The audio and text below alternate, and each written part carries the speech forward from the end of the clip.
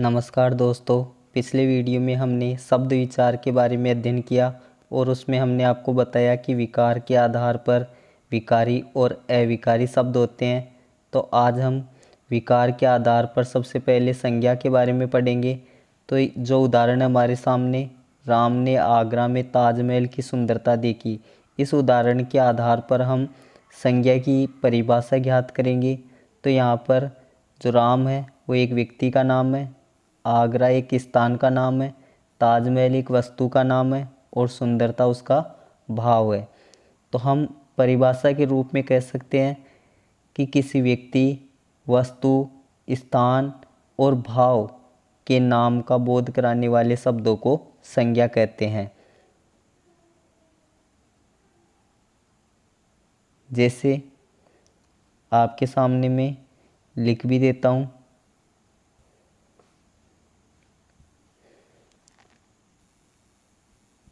किसी व्यक्ति,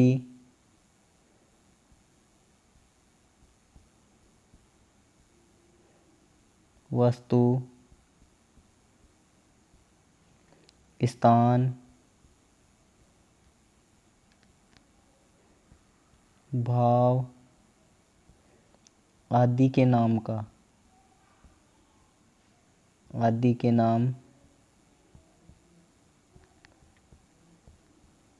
बोध कराने वाले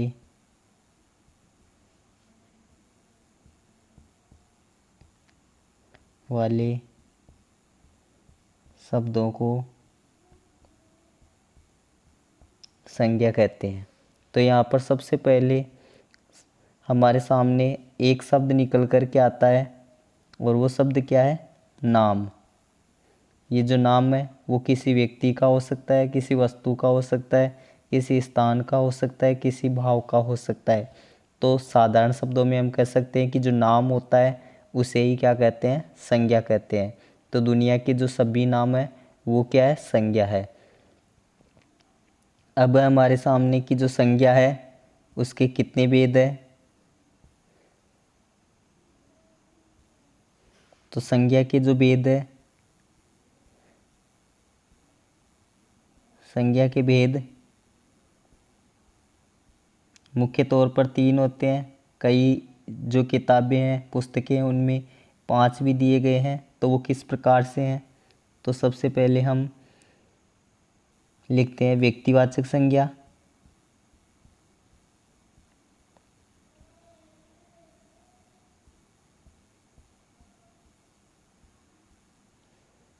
दूसरा है जातिवाचक संज्ञा,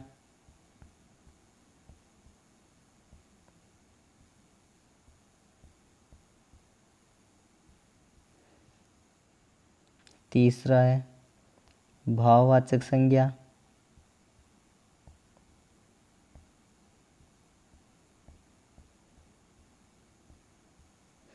और जो जातिवाचक संज्ञा है उसी के 2 भेद है।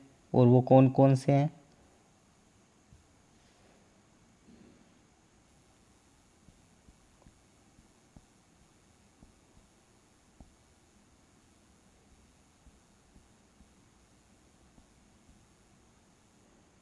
एक है समूहवाचक या कह सकते हैं समुदायवाचक, दूसरा है द्रव्यवाचक।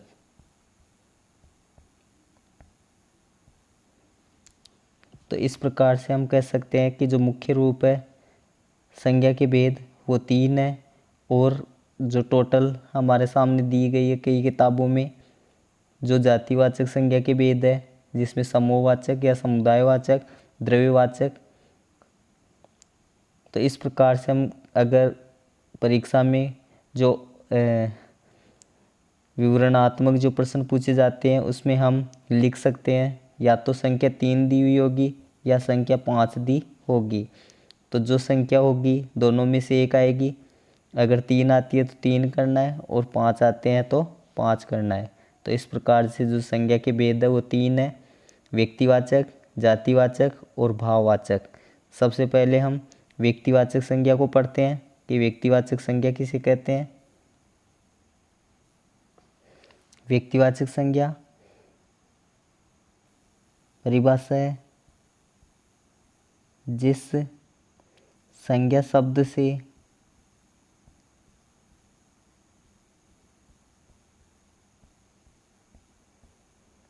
किसी व्यक्ति,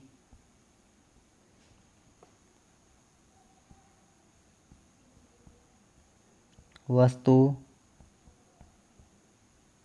स्थान के नाम का बोध होता है। तो जिस संज्ञा शब्द से किसी व्यक्ति, वस्तु और स्थान के नाम का बोध होता है उसे व्यक्तिवाचक संज्ञा कहते हैं। तो यहाँ पर जो व्यक्तिवाचक संज्ञा है उसके द्वारा विशेष का बोध होता है, साधारण का नहीं होता है, विशेष का बोध होता है मुख्य तौर पर, क्योंकि दुनिया में बहुत से नाम हैं। जैसे हम कह सकते हैं कि कोई व्यक्ति है, उसका जो विशेष नाम है, किसी वस्तु का जो नाम है या किसी स्थान का जो विशेष नाम है उसे क्या कहते हैं, व्यक्तिवाचक संज्ञा कहते हैं। हम कह सकते हैं कि जैसे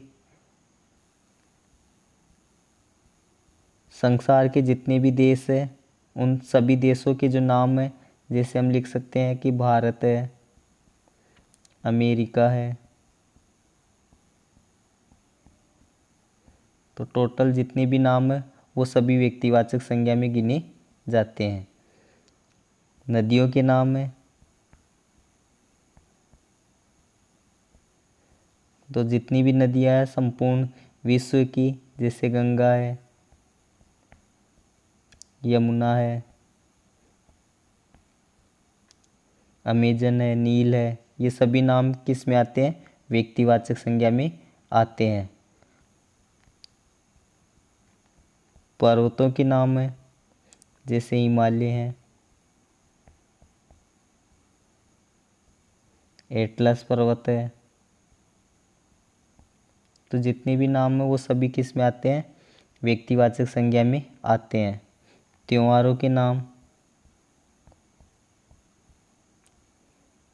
तो जितने भी त्यौहार है जैसे दीपावली है, होली है, क्रिसमस है, ईद है, ये सभी नाम किस में आते हैं, व्यक्तिवाचक संज्ञा में आते हैं।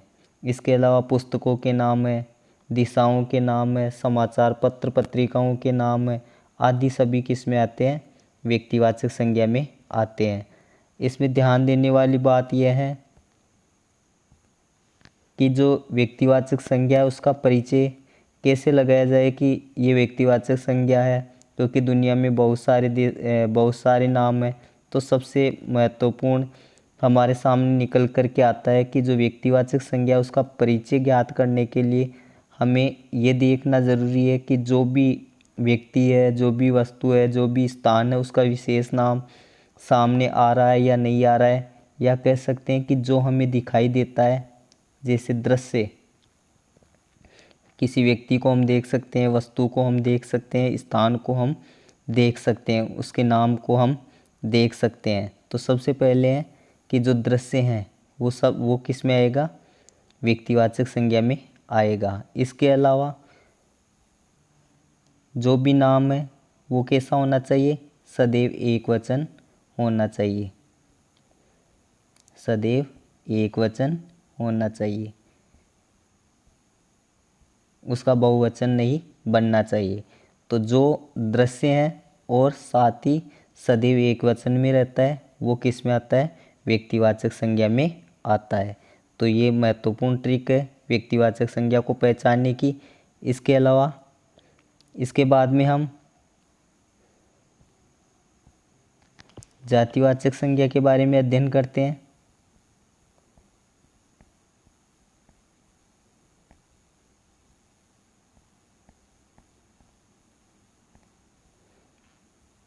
तो यहाँ पर हम देखते हैं कि किसी व्यक्ति, वस्तु, स्थान आदि की जाति का बोध कराने वाले शब्दों को क्या कहते हैं, जातिवाचक संज्ञा कहते हैं। जो परिभाषाएं हैं वो समान है, तो हमें ये याद रखना है कि यहाँ पर क्या निकल के आता है, जाति या समूह। समूह का यहाँ पे क्या होता है, बोध होता है। और इसमें हमें देखना है कि जो जातिवाचक संज्ञा है, जैसे हमने पहले बताया कि नदियों के नाम तो आते हैं व्यक्तिवाचक संज्ञा में, परंतु जो नदियाँ शब्द है वो किस में आती है, जातिवाचक में आता है। पुस्तकों के नाम आते हैं व्यक्तिवाचक संज्ञा में, और सभी जो पुस्तकें जो शब्द है वो किस में आता है, जातिवाचक संज्ञा में। इसके अलावा जैसे हम कहते हैं छात्र, कक्षा, सेना, भीड़, पक्षी, तो ये सभी नाम, ये जो सभी शब्द है वो किस में गिने जाते हैं, जातिवाचक संज्ञा में। इसके अलावा जैसे हम कह सकते हैं छात्रगण, तो इस प्रकार के जो शब्द है वो भी किस में आते हैं, जातिवाचक संज्ञा में। अब कैसे पता लगाया जाए कि जातिवाचक संज्ञा है या व्यक्तिवाचक संज्ञा है, तो इसमें ध्यान देने वाली बात यह है कि जो जातिवाचक संज्ञा होती है वो भी क्या होती है, दृश्य होती है। साथ ही ऐसे शब्द, ऐसे एकवचन शब्द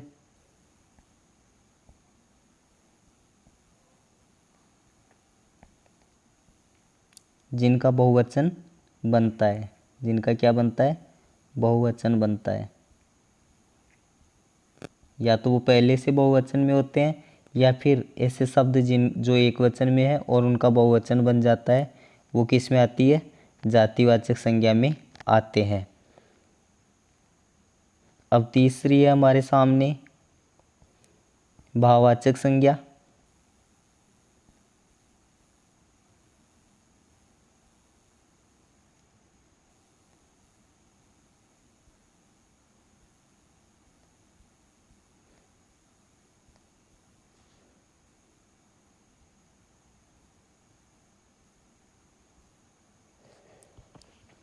भाववाचक संज्ञा किसे कहते हैं, परिभाषा इसकी,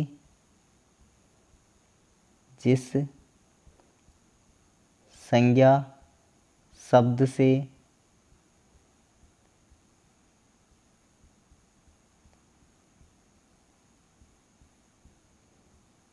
प्राणियों या वस्तुओं के गुण, दोष, अवस्था, मनोभाव आदि का बोध होता है। तो भाववाचक संज्ञा किसे कहते हैं, जिस संज्ञा शब्द से प्राणियों या वस्तुओं के गुण, दोष, अवस्था, मनोभाव आदि का बोध होता है, उसे हम कहते हैं भाववाचक संज्ञा। तो यहाँ पे दिखाया गया है भाववाचक। तो भाव क्या होता है, भाव होता है, इसको हम महसूस कर सकते हैं, भाव को हम महसूस कर सकते हैं, भाव हमें दिखाई नहीं देता है। तो हम कह सकते हैं कि भाववाचक संज्ञा की महत्वपूर्ण पहचानने की ट्रिक क्या हो सकती है, कि जो भाववाचक संज्ञा है उसे हम कह सकते हैं, उसके बारे में हम कह सकते हैं कि जो भाव होता है उसको हम क्या कर सकते हैं, महसूस कर सकते हैं, देख नहीं सकते हैं, इसलिए ये क्या है, अदृश्य। तो जो भी अदृश्य हैं वो क्या है, भाव है, इनको केवल महसूस किया जाता है। जैसे है करुणा, दुख, खुशी, चिंता, ईमानदारी, तो इन्हें केवल हम महसूस कर सकते हैं, इनको देख नहीं सकते हैं।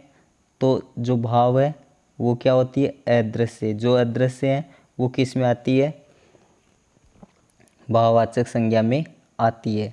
अब हम देखते हैं कि जो भाववाचक संज्ञा है वो किन किन से बनी हुई है। तो सबसे पहले हम लिख सकते हैं कि जो जातिवाचक संज्ञाएं हैं उनसे हम भाववाचक संज्ञाएं बना सकते हैं। तो जातिवाचक संज्ञा से हम क्या बना सकते हैं? भाववाचक संज्ञा बना सकते हैं। कैसे बना सकते हैं? जैसे हमारे सामने एक शब्द है पशु, तो इसका भाव क्या होगा? पशुता।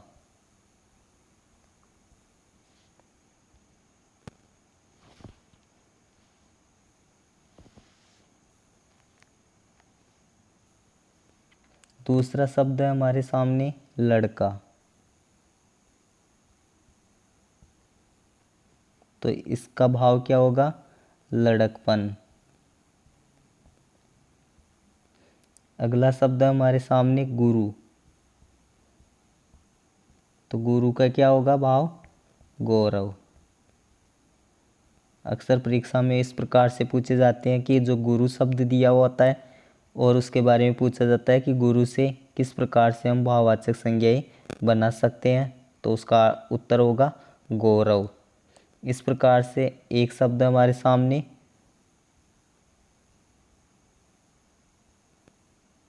सज्जन, तो सज्जन से क्या बनेगा? सज्जनता।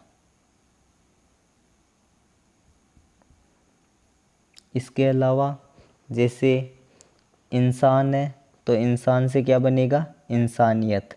बूढ़ा से क्या बनेगा? बुढ़ापा। ईश्वर से क्या बनेगा? ऐश्वर्य। ईश्वर से क्या बनता है? ऐश्वर्य। कई बार परीक्षाओं में पूछा गया है कि ईश्वर शब्द दिया होता है और उसकी भाववाचक संज्ञा क्या होगी? ऐश्वर्य।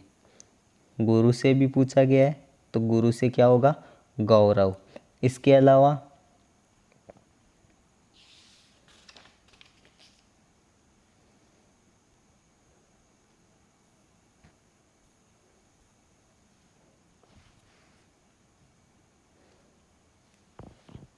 सर्वनाम शब्दों से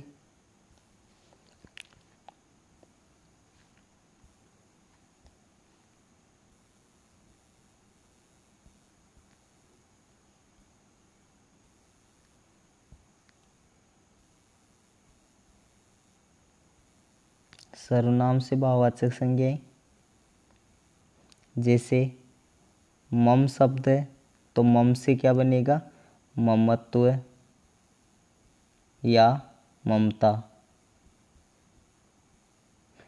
इसके अलावा सर्व से, सर्व एक शब्द है और उससे बनेगा सर्वस्व। इस प्रकार से अपना एक शब्द है, तो इस शब्द से बनेगा अपनापन।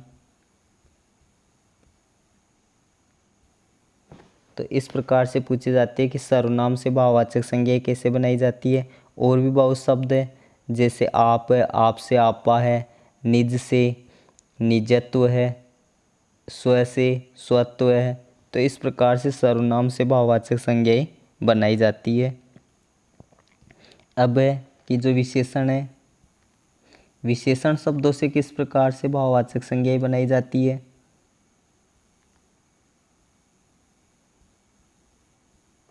तो इसके लिए हम एक शब्द लेते हैं, जैसे विधवा है, कई बार परीक्षाओं में पूछा गया है, तो इसका बनेगा वैधव्य।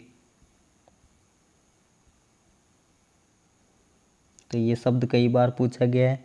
इस प्रकार से नम्र है, नम्र है, तो इससे बनेगा नम्रता। स्वस्थ है,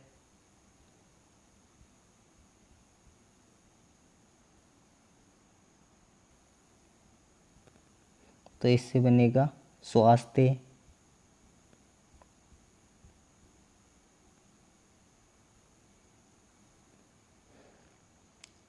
चतुर है,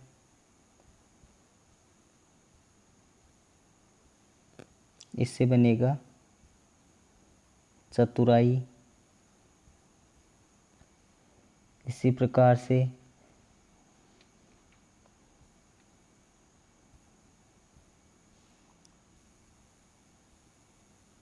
मूर्ख शब्द है तो इससे बनेगा मूर्खता।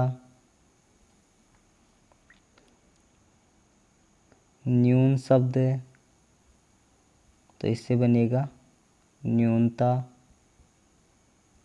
तो इस प्रकार से हम कह सकते हैं कि जो विशेषण शब्द है उनसे हम क्या बना सकते हैं, भाववाचक संज्ञाएं बना सकते हैं।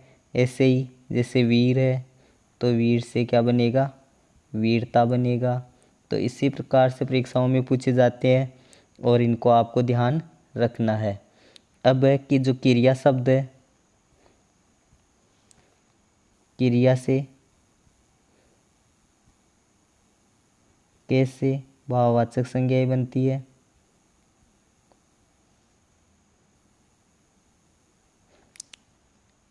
हमारे सामने है जैसे एक शब्द है सुनना,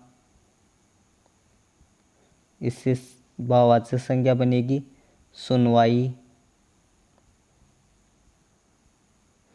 एक शब्द है खेलना, खेलना क्या है, क्रिया है और इससे बनने वाली जो भाववाचक संज्ञा है वो क्या बनेगी, खेल है। सजाना क्रिया शब्द है और इससे भाववाचक संज्ञा बनेगी सजावट।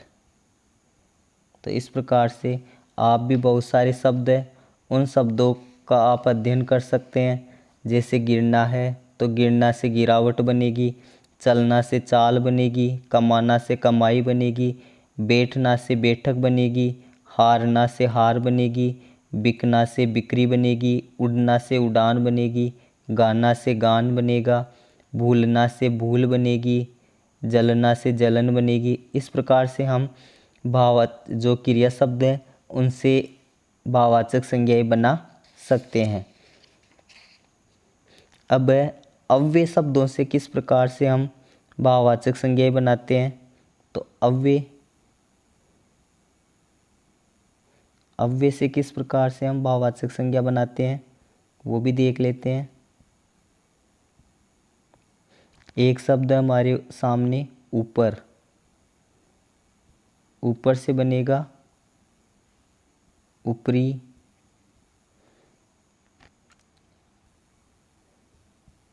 शब्द हमारे सामने अव्यय शब्द धिक, धिक से बनेगा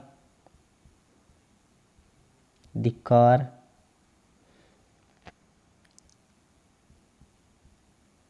निकट, निकट से बनेगा निकटता। तो ये जो ऊपर है ऊपर से भाववाचक संज्ञा बनेगी ऊपरी, धिक से धिक्कार, निकट से निकटता, समीप से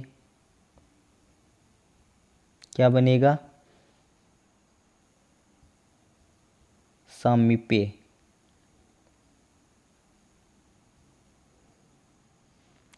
इसके अलावा शीघ्र से शीघ्रता बनेगी, मना से मनाई बनेगी।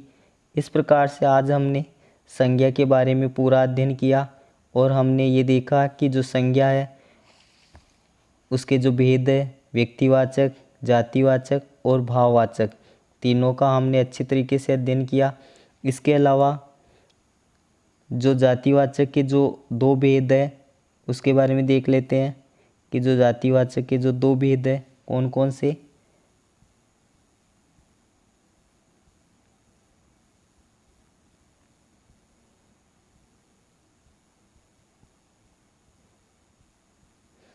एक है समूहवाचक और दूसरा है द्रव्यवाचक। समूह में समूह का अध्ययन किया जाता है, जैसे उदाहरण आपके सामने बताए थे, कक्षा है, भीड़ है, यात्रीगण है। तो इस प्रकार के जो शब्द है वो कहाँ पे आते हैं, सभा, सोसाइटी, ये सभी किस में आते हैं, समूहवाचक में। और यहाँ पर जो पदार्थ की जो अवस्थाएं हैं, ठोस,